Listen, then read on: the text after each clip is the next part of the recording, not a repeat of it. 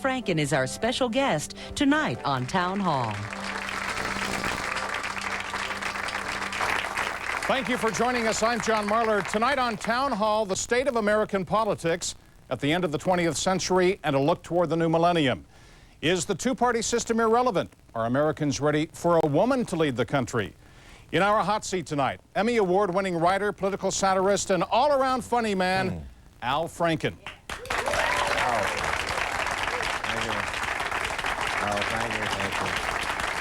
He has a new book on the New York Times bestseller list, Why Not Me? It's a tongue-in-cheek account of his successful run for president and his brief, albeit fictional, term in office. Now, you'll remember a few years back, Franken penned another bestseller, the subtly titled book, Rush Limbaugh is a Big Fat Idiot. Franken helped create Saturday Night Live. He developed memorable recurring characters, such as 12-step counselor Stuart Smalley. And if you're a Comedy Central fan, you're going to remember where Franken was during the '96 election. He had the MTV generation talking politics when he co-hosted a series of election specials on the cable network with conservative political arch-rival Arianna Huffington. We now interrupt this program to bring you a live Indecision 96 report. Hi, this is Al Franken. Arianna Huffington at the Democratic National Convention in Chicago. You do look beautiful tonight and evil. And you look talented and smug. You know, we were... Ladies and gentlemen, please help me welcome to Town Hall, to Portland, Al Franken. Thank you, John. Let me say off the top, the new book is a great one. Another book on politics. Why politics? So you enjoyed the book, you're saying? Well, okay, I liked it. It's a great book. It's very funny. Thank you, John. Yeah. That aside. Yeah. And we'll talk more about that later. Yeah. Why politics? I'm a political junkie. In my spare time, I watch C-SPAN. And I enjoy it. Always been interested in politics? Yeah, you know, I grew up I came of age in the 60s. My dad was a Republican, my mom was a Democrat. We ate dinner watching the news. We always watched Cronkite. And this was, you know, when I was 13 years old, it was 1964, the Civil Rights Bill was enacted, and 63 and 62, the Civil Rights Movement was very active in the South, and we watched that. My parents were Jewish, so my parents are both members of the NAACP, even though my dad was a Republican. And actually, my dad became a Democrat in 64 when Barry Goldwater refused to endorse vote for the Civil Rights Act. Rush Limbaugh. Why the book on Rush Limbaugh? Well, a lot of people have asked me why the title, for example, Rush Limbaugh's a Big Fat Idiot. Yeah, why that title? Oh, well, first of all, he was very fat. Huge, fat man with a... He's lost some weight? Yeah, he has. In fact, I take credit for that. He's lost about 80 pounds since my book came out, and he started when the book came out, and he hasn't thanked me at all. So on the reprint, do you change the title? No. It's he's still fat, but I like to think that I halted his slide into food-assisted suicide. Has he reacted to your work? You know, about a month before the book came out, I asked my publisher to send him a copy of the book with a little note that said, "Dear Rush, Al thinks it would help sales if you mentioned the book on your show." But he didn't. The new book, Why Not Me? Yes. Why did you decide, at least in your own mind, to run for President of the United States? Well, after the success of Rush Limbaugh's Big Fat Idiot, a lot of people came to me and said, Al, why don't you run for office? You know a lot about politics, you're fairly articulate, you've been married once, you're very, very good looking. Why don't you run for office? And I would tell people that I'd just be a terrible office holder. And this book is sort of an attempt to prove it. In the book, I get elected president. It's a scathing satire of the American political system because I actually create a scenario in which I could win. And then I'm an awful president, and I leave in 144 days. Let me stop you right there and one last time tell you how good the book is. This is a great read for the average voter. It's a better read if you're a political junkie, if you've covered New Hampshire politics, if you've covered Iowa, if you know some of the characters. It's even a better read. There's some very subtle stuff in there. Well, I like to mix sort of the subtle with the big fat kind of stuff. Still selling the other book. Well, no, it's just I'm sort of explaining the sensibility that I deal with. When you take this trip to the presidency in your book, what's the biggest thing you learn through there? What's the toughest thing? My character, it's the story of a character, Al Franken, based on Al Franken. So the character Al Franken in the book doesn't learn a thing. There's nothing. Boy, makes me want to go out and buy it. No, the character doesn't learn a thing. After the Rush book, people said, who's going to be the next jerk? That isn't the word they use, but who's going to be the next jerk? Is it going to be Kenneth Starr? And I decided I'd be the next jerk. So in the book, I'm sort of a depraved fool. That you are in the book. Yes, in the book. In the book, you held office for, what was it, 144 days. 144 days. What does that say about the state of the presidency? Nothing. What it says something about me. One of the reasons I would not be a good office holder is because I'm very indecisive, and that if I had to make decisions that actually affected people's lives, do I bomb Kosovo, for example, I would be crushed by the weight of the responsibility. So, in the book, President Franken, being a fool, on his inauguration address is an apology for slavery, in which he quotes freely from the movie Mandingo. Yes, I took note of that. Yeah. And it's not received well. And trust me, there were other movies he quoted from, too. Yeah, and the next day I take to my bed and don't show up for anything.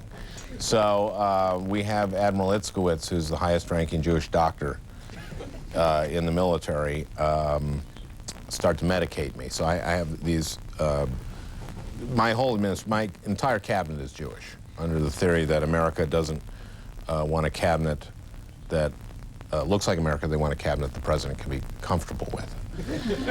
And anyway, so Admiral Itzkowitz starts medicating me, and I go through sort of a roller coaster of bipolar behavior.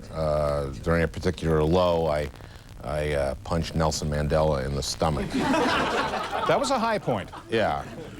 During a manic high, I have myself cloned.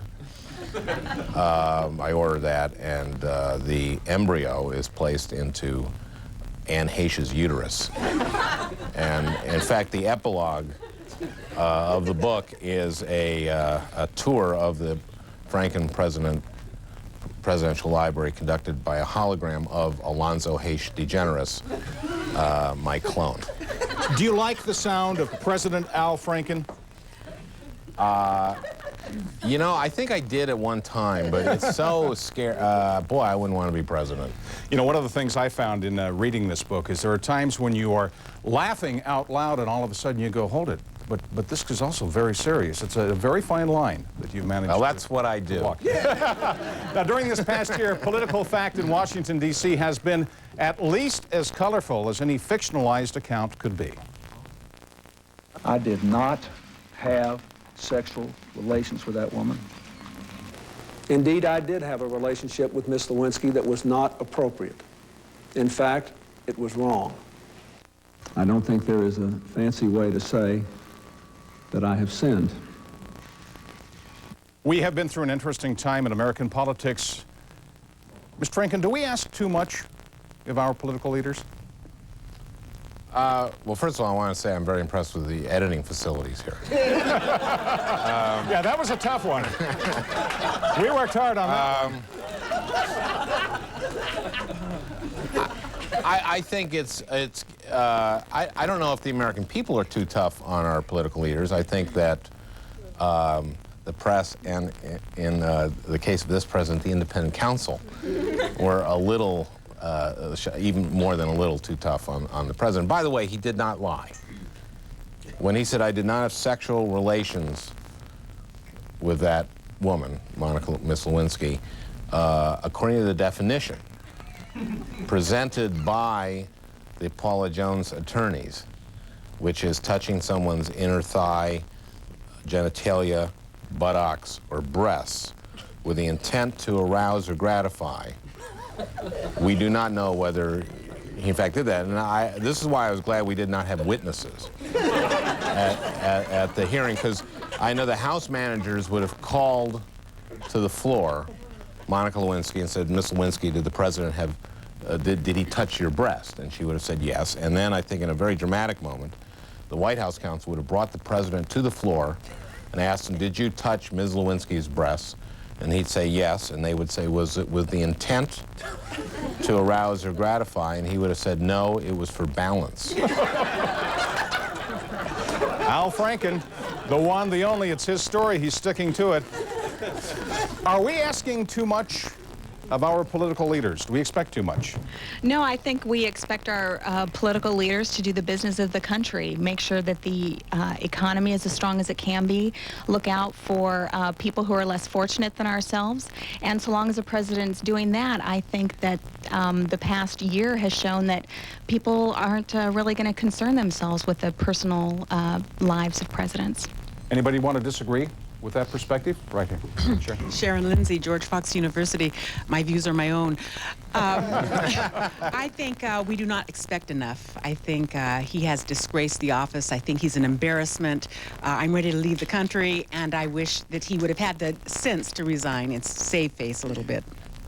So this is the view of George Fox University? I didn't understand. I wasn't listening the whole thing. Hi, I'm Joe Tabor with the Libertarian Party of Oregon. I just wanted to say I think the problem is the system itself and what it's turned into. Forget what Mr. Clinton did for a while, but it seems like the higher you go in politics, the more people you have to please, and we need to start delegating down. A president should really only be concerned with national security. The Senate and the House should just be concerned about holding the states together, and the state representatives and the state governments should really be doing most of the politicking. There's a great little piece floating around the internet right now. Al Franken, it's fine with me. I knew I would humiliate myself somehow on the show today. There's a great piece floating around the internet, and it compares two candidates, Candidate A and Candidate B. Candidate A consults astrologers, had 2 mistresses, drinks 8 to 10 martinis a day, smokes cigars. Candidate B is a decorated war hero, a vegetarian, has not had an illicit affair. And you read on, and of course Candidate A is Franklin Delano Roosevelt, and Candidate B is Adolf Hitler. I think what we expect of our leaders is that they take care of the country, and their personal lives are really not so much our affair, if you'll excuse the pun. Okay. Al Franken? You know, people tear down Adolf Hitler all the time. And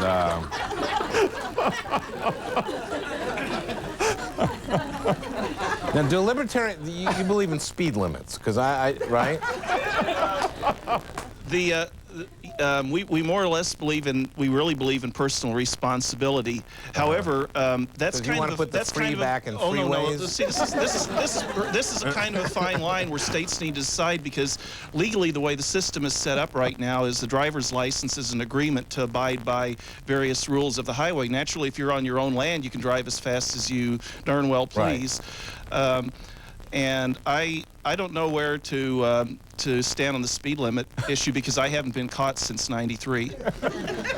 When it comes to I just some friends of mine called the Credibility Gap talked about that issue, and they wanted to put the high back in highway, which I think is a libertarian. So you can take drugs and operate a motor vehicle. Ken, right back here. We believe in total responsibility. If you do anything wrong as a drug user, you're liable. You're criminally liable. You're civil liable. And I believe that anyone who uses drugs and commits a crime should possibly have to undergo drug rehabilitation at their own expense, and not the government's expense, not the people's and taxpayers' expense. So what if they don't have any money?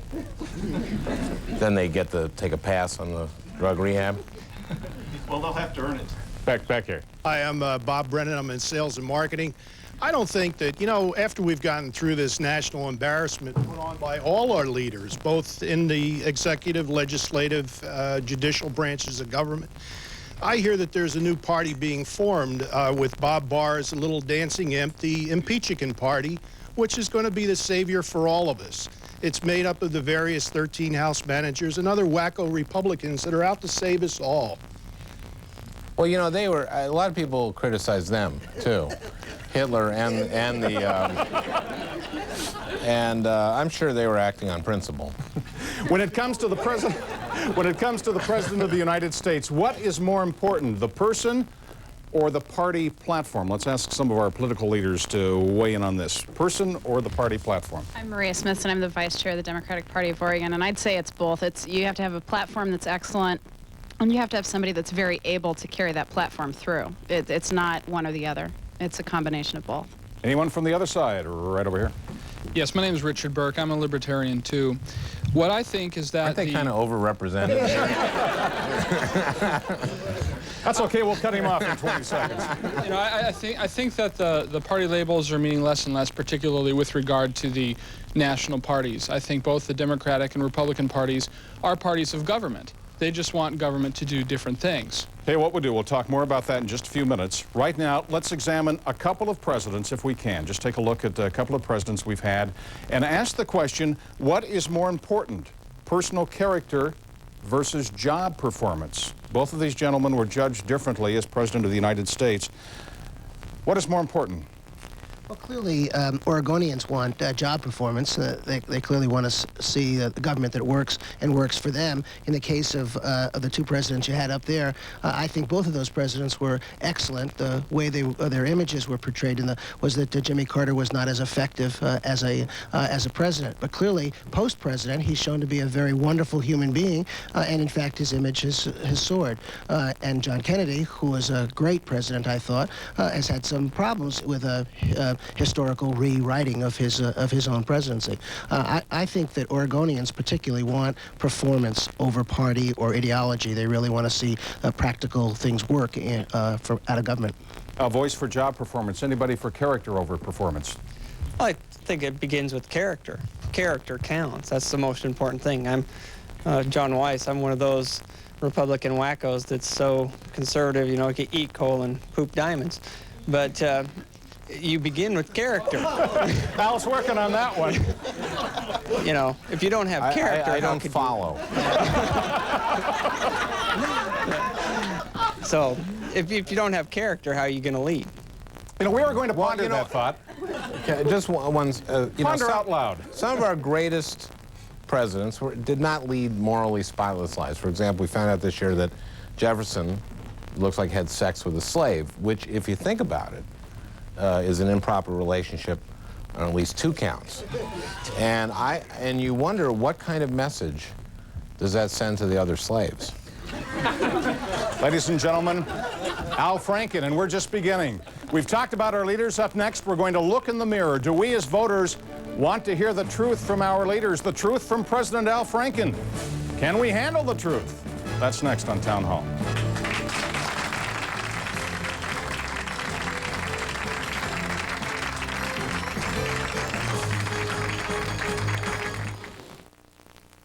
Real-time closed captioning on Channel 2 is brought to you by Fred Meyer.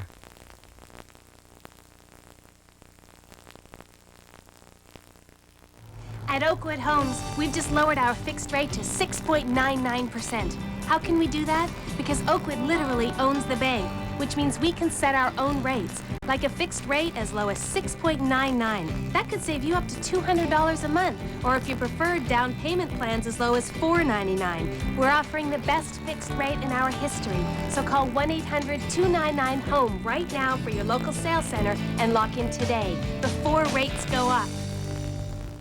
You can buy a Gateway Essential PC for $999, or you can buy a PC from a bargain basement company for $499. Then add a monitor, lots of software, 24/7 tech support, a year on the internet, and end up paying over $1,200.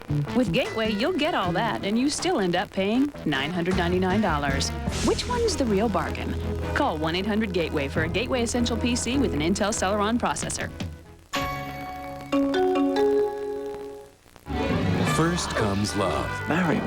Who cares how much money, what you pay? Then comes marriage. I can't marry you because of my father. Then comes the realization your new in-laws are... Bernie, Carmine, and this is Uncle Vito. Rent, Goodfellas, Casino, Godfather 1, 2, 3. Castle Rock Entertainment presents a romantic comedy you can't refuse.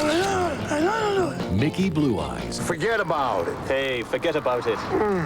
Rated PG-13. Starts Friday, August 20th. Hi, Mike Wilmot, Director of Regional Sales. Glad to... Note to self, try to use the term vis-a-vis in a sentence. Credibility starts with C. Management. The next big thing from Mike Wilmot. Hi, can I get some coffee? Oh, are there cups there? LS. The next big thing from Saturn. More power, more control, more headroom.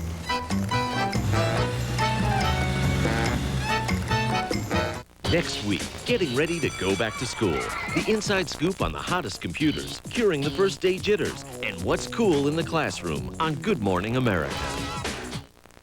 Senator Jay Bulworth is working for a better tomorrow. If you don't put down that malt liquor and chicken wings, you're never going to get rid of somebody like me. Did you just say what I think you said? Working for the people. My guys are not stupid. They always put the big Jews on my schedule. Excuse me? Working with business. Hey, insurance companies, never have to fear, because taxpayers take it in the rear. Imagine a day when politicians tell the brutal truth as they see it. Will it ever come? Would we tolerate what they had to say? Or is image more important than reality when it comes to the people we choose to lead our country? Welcome back to Town Hall. I'm John Marler. On the hot seat tonight, Emmy Award-winning writer, political satirist, Al Franken. President Al Franken, in his own mind. When you wrote the book, when you ran for president... In the book, yeah. When you served 144 days... I realize that I'm not an ex-president. I know that. But if I call you Mr. President, it's okay? If you want to go with that, fine. Mr. President, how truthful were you in your campaign? Oh, I lied. It was it's a book of lies. You never told the truth.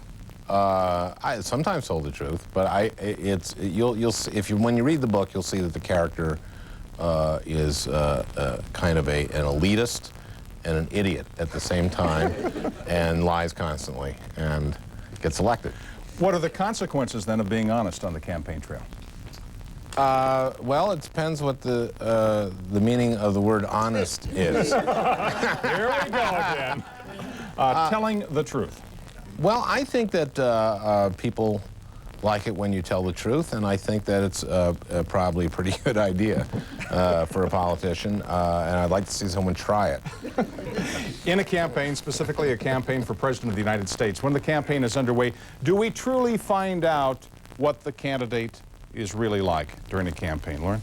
Well, I've worked on a couple of different campaigns, including Senator Wyden's, and I think that in some sense, you'll never really know the person, but in another sense, you'll see both their best and their worst sides revealed. There's never a point in time when this person is going to be more tired. There's never a point in time when this person is going to be more passionate about what they're doing. And so you see, to some extent, the worst, which we saw in a lot of the negative campaigning that Gordon Smith threw us, and then to some extent, you'll see the best. Do we see the candidate, or do we see the image that is being portrayed? We see the image, and I don't think you see the truth unless you want to see it. You have to want to see it and have eyes to see, and I don't think the populace wants to see.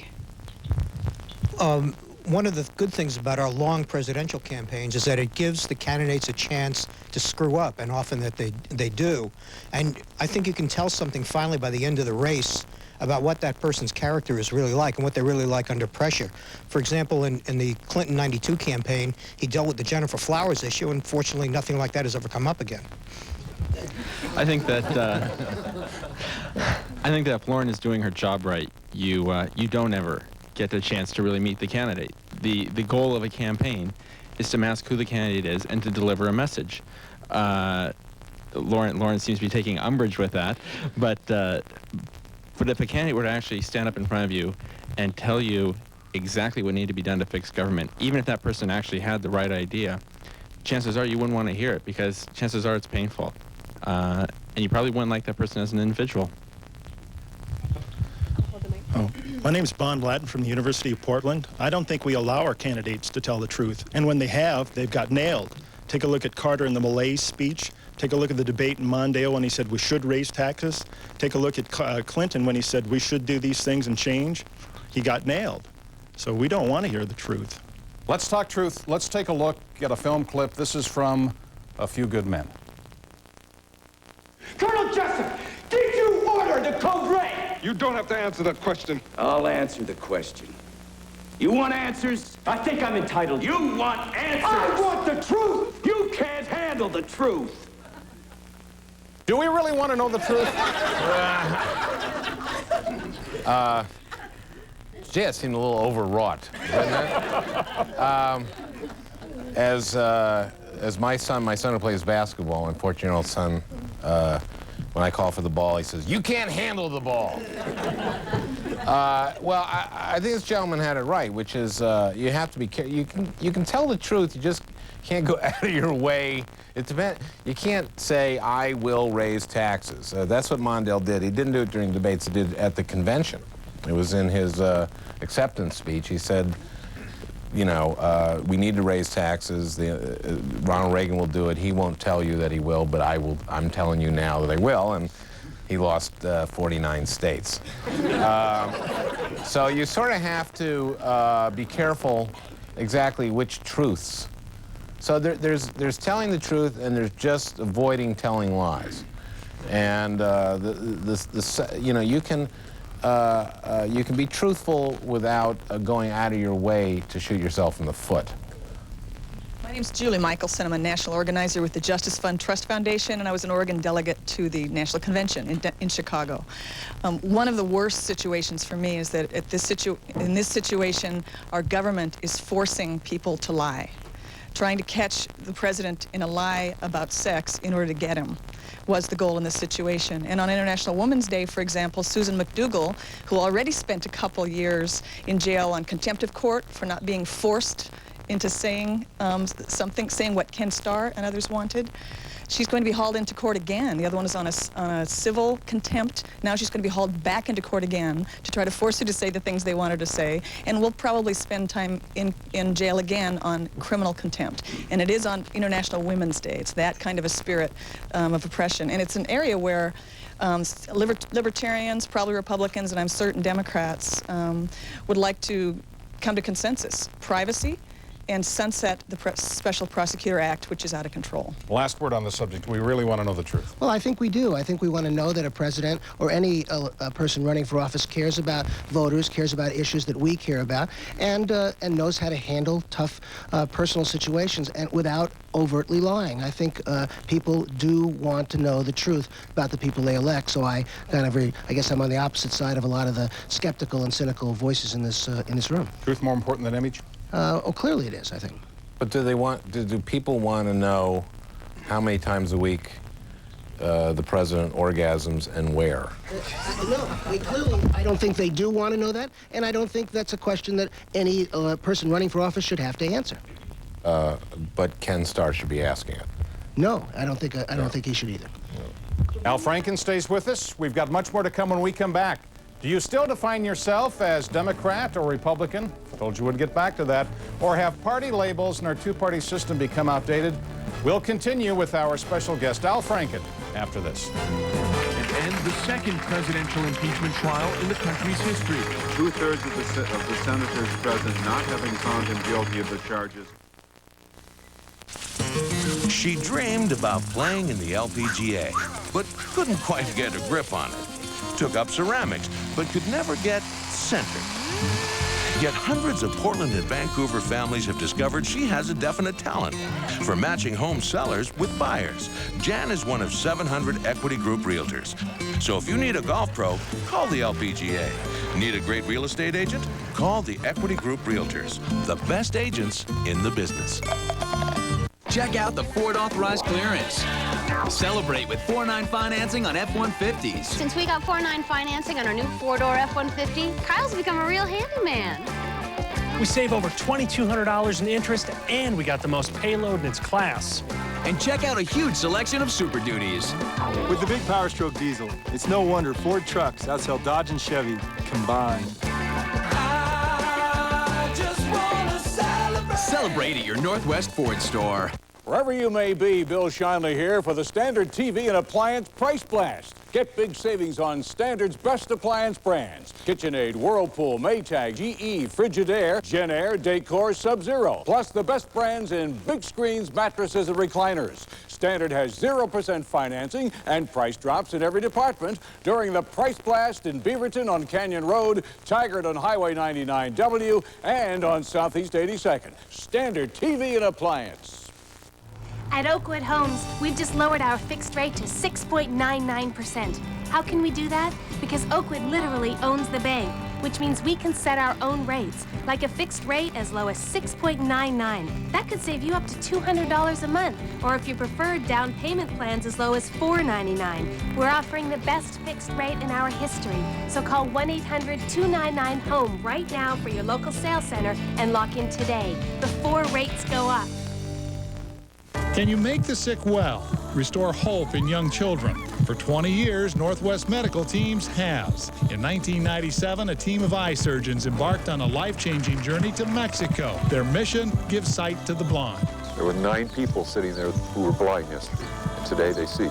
Reaching into the next century with hope and healing hands. Call Northwest Medical Teams. Help make a powerful difference around the world. Their important work is made possible with support from Pearson Financial Group.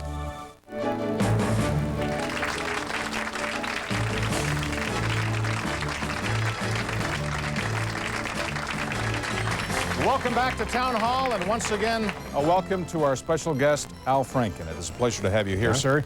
In 1992, disenfranchised Americans protested against the main parties.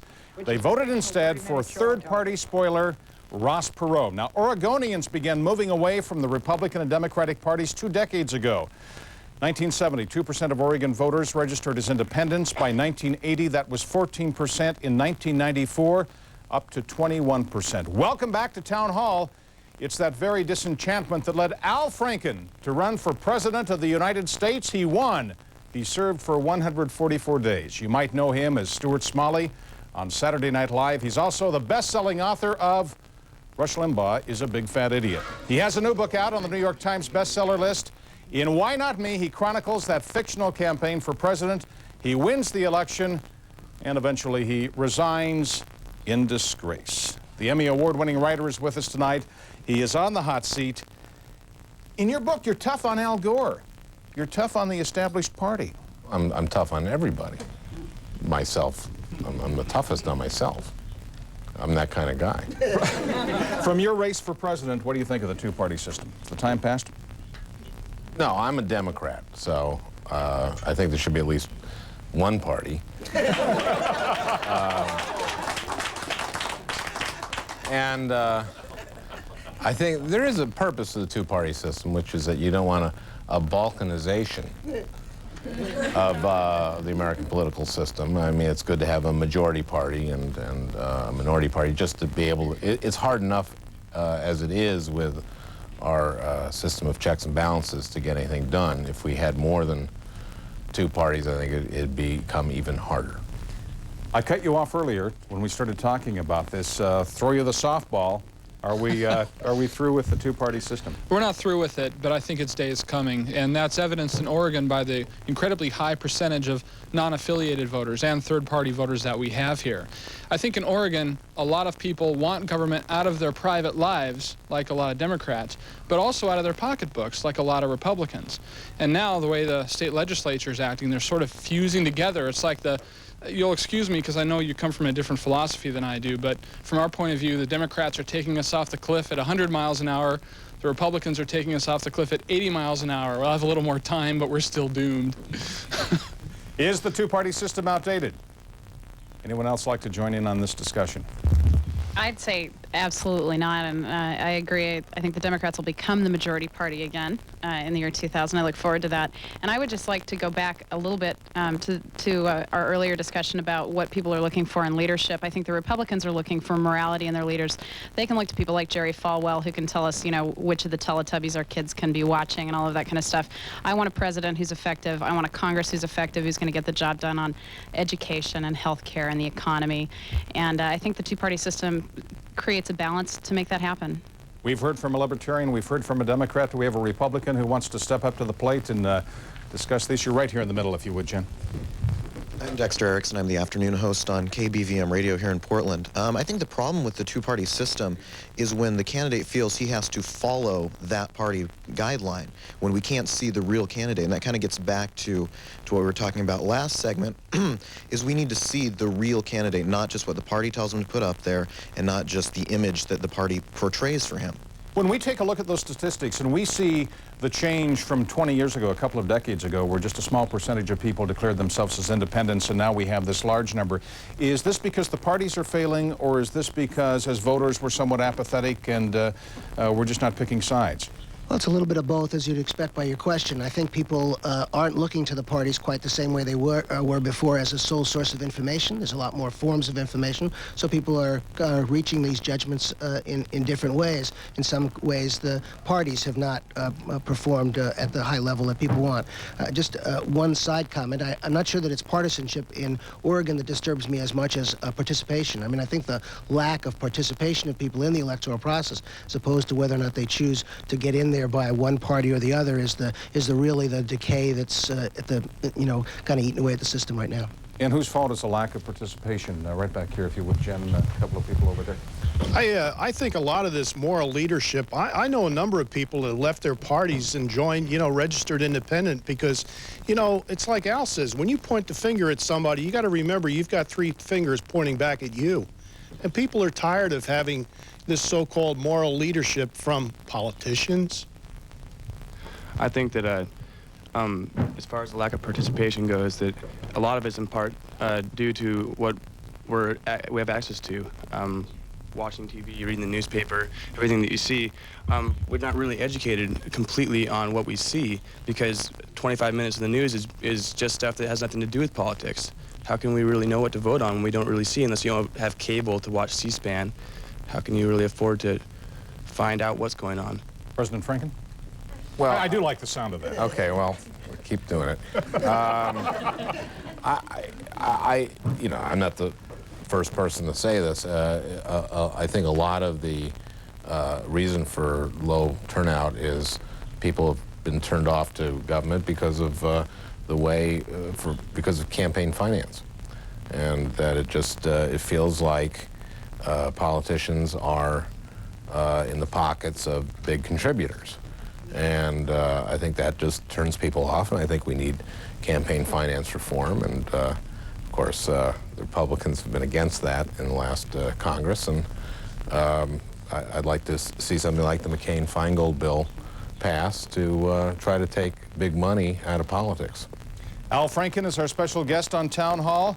There's much more ahead. As a time a woman moved into the White House as president, the woman who could be president, when we come back. My goodness, thank you. Within the next 30, 60 days again. I told you I would do it, and I did. This is the worst interview I've ever done. Or a cutie patootie. Who's on Mommy's show? He says, Baba Saisen. So you never realize the effect you have on a kid's life. Everyone can make a difference if they let their voice be heard. Log on to KATU.com and break through to local information. With this city search button, you'll discover fine dining on Northwest 23rd, all-night bowling alleys, and a same-day dry cleaning service. Log on to KATU.com and experience the power of information. First, there was Chevy Suburban.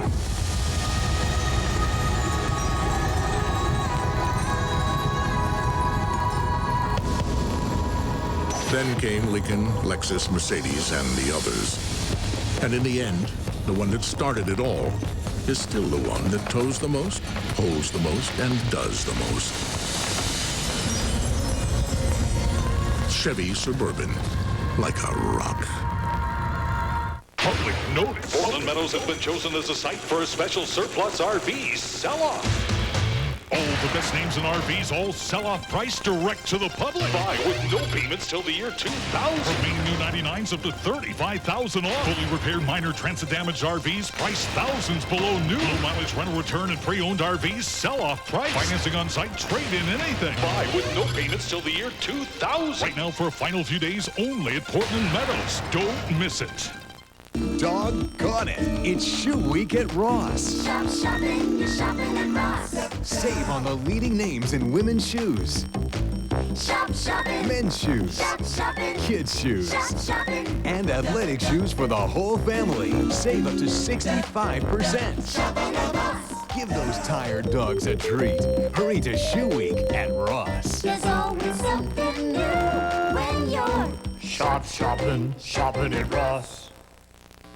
You can tell an amazing siding home just by looking. You can tell an amazing customer by their smile. I really kind of had post-siding depression afterwards because it was all up and I couldn't see the guys anymore. But the most amazing thing was when we walked out to the end of the driveway. Color-wise, everything, it was just perfect. Would you like your home to look amazing? Call us. We're perfecting smiles all over town.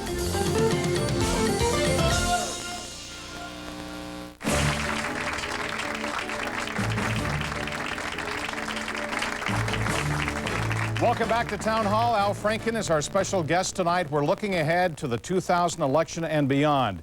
In your book, Why Not Me, you run for president. You run on one theme. I don't know how much of this you want to give away. Well, it's okay. It's reducing or eliminating ATM fees. On that one issue alone, Al Franken is elected president of the United States. I catch a break. The Y2K bug affects only one thing. ATM machines. Any deposit you've ever made in an ATM machine is erased, so everyone loses that money. On January 1st, a diabetic woman in Connecticut goes to her ATM machine. She has no balance, goes into insulin shock, does not have the cash to buy any insulin, and doctors have to detach her foot. And Dick Morris is my media advisor, and he uses she becomes sort of the poster woman for the ATM issue, and the ATM meltdown catapults me into office. Have I said this before? This is a great book. I don't think so. It's a terrific book. It talks about using this one issue to propel this unknown candidate past Al Gore and into the White House. Are we becoming... Also, in the general election, I beat Newt Gingrich, who wins only Cobb County, Georgia. His home district. And pockets of Idaho. Gee, I'm from Idaho. Are we rapidly becoming a place in politics where it is one issue that will define a campaign for president?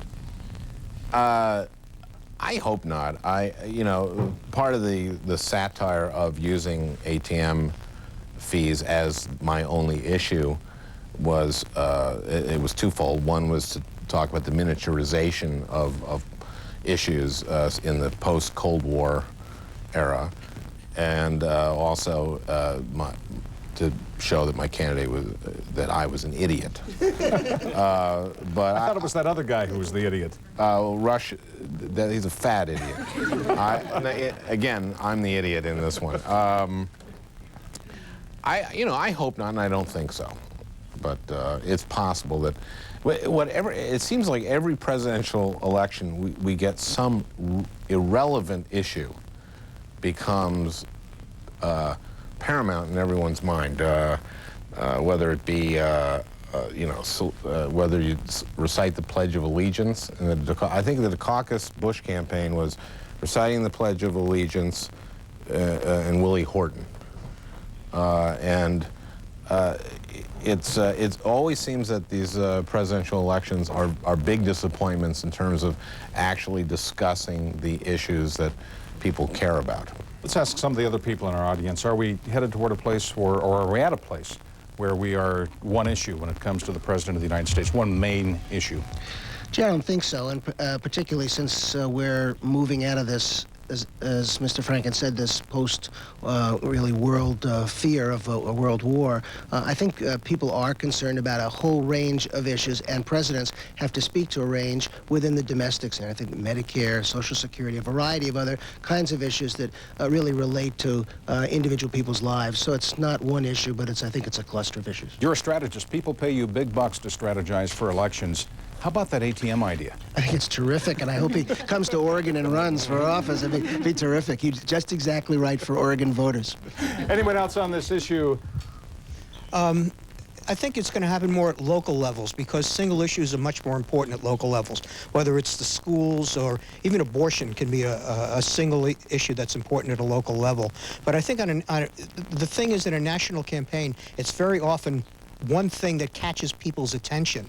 It's the difference between one little girl caught in the well where nobody sleeps for 2 weeks and a bunch of people dying in Bosnia, which you can't relate to. It's the single issue thing, the one thing that you can focus on and relate to. So if it's a single issue in a campaign, that's what happens. See, I think we've got caught up in sex not being an issue, but it is an issue, but we don't want to admit it's an issue, and that's why I think we should get away from it entirely with one locker room debate. Every candidate gets to brag about their sex life, and then we're done with it. Mr. Franken, you've kept a straight face on that one. Yeah, it wasn't a very good joke. Al Franken. Could this be the year Americans say yes to Madam President? Elizabeth Dole, Dianne Feinstein, Christine Todd Whitman, Hillary Clinton, they're all prominent political leaders who Americans say they would consider for president. Would Oregonians vote for a woman in the White House? Here's a sampling. To have a woman president would be about time, and I would vote for Elizabeth Dole. More stability, possibly more morals, different touch to the presidency in terms of how issues are handled and how national issues and international issues are handled, and probably maybe a little bit more common sense. I don't think that a female president should ever be elected into office, personally. I don't think that, as a female, I don't think that we have the emotional stability to be able to make the decisions they have to make. Oh, who wants to start on that one? Hold off just a second. Thanks. I think clearly Oregonians know that women can hold high office. We've had a woman governor. We have a number of women in the legislature on both sides of the aisle. And I think that people have seen enough diversity in office holders where they can judge a person on the qualities that they bring to the office and not on their gender or on the color of their skin. So I do think that we are ready for it. I think a question to ask is, are any of the women who you mentioned as the lead-in people who we want to be president? And I would say that as we learn more and more about these leading candidates, then people are going to say, no, we're not ready for one of these women, but we can wait for the right one to come along. Al Franken, are we ready for a woman to be president? Yeah, the right woman. Americans really, Christy Whitman, Americans like a lot, and I have a theory on this that I've never heard anyone else articulate. Americans love royalty, and no one represents royalty to Americans more than Princess Di, dear departed Princess Di, and Prince Charles. If you think about it, Christy Whitman is a cross between Princess Di and Prince Charles. If you think about it. Back here. My name's Adam Mayer with the Libertarian Party, another Libertarian My here. God. We're the third largest party in the state and the country. At first, a woman running would be interesting to me, almost like a novelty, and that would get people's attention. But after a woman runs, people might be interested, may vote, but it's going to boil back down to issues. Like we were talking before, people are dissatisfied. 1 out of every 5 voters in this state is not affiliated with the party. You've heard the term lesser of two evils. People are upset with the issues, and it's going to eventually come back down to the issues and that people are not happy with the Democrats and Republicans and the way the government's being run right now. Al Franken, did you want to respond to that? Well, with the Libertarian Party, then it becomes the lesser of 3 evils. And the Libertarian Party being not the most evil, but just the most ridiculous. So, no, I think there's, I think it's healthy for people to not register in one party or the other, to be independents, but I do believe in a two-party system, not to disparage people tilting at windmills. Let me stir us back now to the topic. Let me stir us back to the topic of a woman as president. I'd like to think that we've moved beyond a time where we see women as being emotionally unstable. I don't know about most people here. I've met some women that can spit nails hard enough to make men cry, and I've seen it, and I think there's no reason that any woman should be considered less inferior or less capable of running for high offices or being able to organize political parties or whatever. I'm Nick Willis, and I'm a mathematics major at George Fox, and I think personally that I don't think that America is ready for a woman president. Because? My personal opinion is I don't think that a woman should be the head of the military and the armed forces. Because? They can't be in a ditch for 30 days. That's what Newt said. Oh boy. Oink. That was just so horrifically sexist and horrible. I think the country absolutely is ready for a woman president. It's unfortunate that Elizabeth Dole is so completely right-wing, but you know, at some point there will be a woman who strikes a moderate chord and who's going to ring people's bells, and we'll have a woman president. It will be soon. Elizabeth Dole, though, was very impressive at the Republican convention. Remember when she went out on the floor and talked to people out of Bob Dole's past, and the way she went to Bob Dole's first wife and said, what was it like when Bob came to you and said, Bob Dole wants out? And that could have been very embarrassing, the way but she handled it so beautifully. Right over here. Yeah, I think the American people are ready for a woman president, but I'm not sure if the media is going to pay any attention, unless, of course, she comes from the Professional Wrestling Association. Right next. See, I kept a straight face on that one, too. I noticed. I'm also a campaign strategist. I'd like to remind Mr. Mathematician to check the statistics. All the evidence is in. When women run, we win, and we can do this. Either major party can field a woman at this point and win. Right.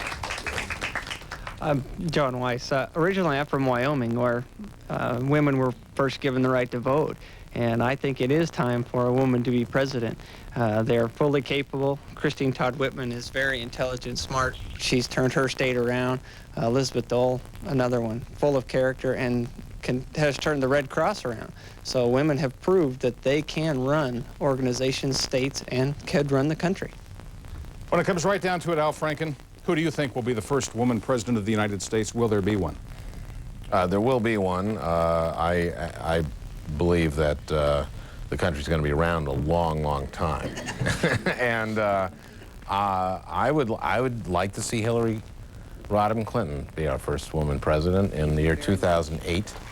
After 8 years of Gore, and it would be only, not so much because I like Hillary, which I do, and think she'd be a great president, but it would just drive Republicans nuts. We're running out of time. For those who have not yet had the opportunity to read Why Not Me, what will they get out of the book? What do you want them to get out of the book? I want them, actually, it's an entertainment. I want them to have a fun read and to laugh a lot, and maybe get a little insight into how stupid our political system can be. And a lot of the book, for example, my race for the presidency involves the press coverage. And I think there's a lot of insight into that. And the first 100 days of my presidency is told in a book by Bob Woodward called The Void. And like many Bob Woodward books, it contains a lot of unnecessary detail. It's a fun book. We'll be back to say goodbye to Al Franken in a few minutes. We'd like to know what you have to say about this program. You can talk back. The phone number to call is 736-3415. You can go online at KATU.com and then enter the Town Hall Forum. Coming up, viewer email. First, here's what you'll see next week on Town Hall. What do your teens really think about sex, drugs, and peer pressure? Tune in to hear straight talk on taboo topics from an all-teen audience next week on Town Hall.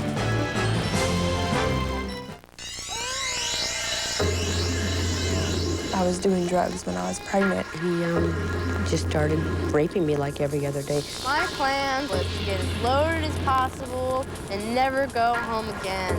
I was not old enough to take care of a kid. I'm only 16.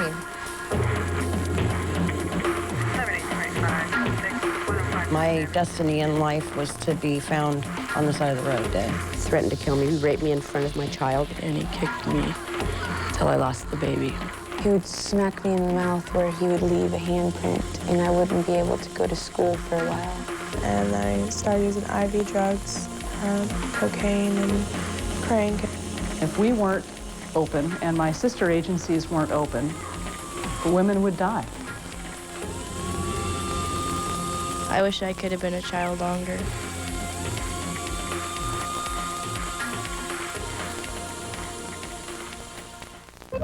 You know, it's not easy these days keeping up with what's fashionable. I mean, there's fad and there's fashion. What we carry are the kind of 2- and 3-button styles that men will feel comfortable in for a long time. After all, the most expensive suit in your closet is the one you wear only once. And we don't carry any of those. The Men's Warehouse. You're gonna like the way you look. I guarantee it. 1-800-776-SUIT. Wherever you may be, Bill Shinley here for the Standard TV and Appliance Price Blast. Get big savings on Standard's best appliance brands. KitchenAid, Whirlpool, Maytag, GE, Frigidaire, Genair, Decor, Sub-Zero. Plus the best brands in big screens, mattresses, and recliners. Standard has 0% financing and price drops in every department during the Price Blast in Beaverton on Canyon Road, Tigard on Highway 99W, and on Southeast 82nd. Standard TV and Appliance. At Oakwood Homes, we've just lowered our fixed rate to 6.99%. How can we do that? Because Oakwood literally owns the bank, which means we can set our own rates, like a fixed rate as low as 6.99. That could save you up to $200 a month, or if you prefer, down payment plans as low as $4.99. We're offering the best fixed rate in our history, so call 1-800-299-HOME right now for your local sales center and lock in today before rates go up.